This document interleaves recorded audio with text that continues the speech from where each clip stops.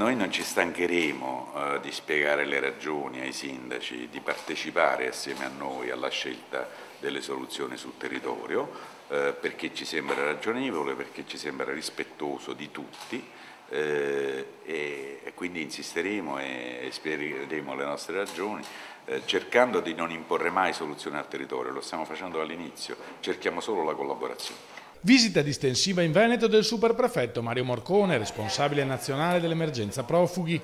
Non vogliamo mettere in campo azioni d'imperio, garantisce. Siamo attenti alle esigenze delle popolazioni e alla volontà dei sindaci, ma una soluzione va trovata. Quanto all'ipotesi di un hub di smistamento regionale in provincia di Treviso, che nei giorni scorsi era stata data per molto probabile, Morcone tira il freno e prova a rassicurare. Ma non so se si farà un hub regionale alla fine, sta sempre più prendendo piede, mi pare, nella convinzione dei sindaci e delle autorità locali, l'idea invece di un'accoglienza diffusa, di un'accoglienza per piccoli gruppi, come fanno in Friuli, come fanno in Toscana, e questa può essere una strada.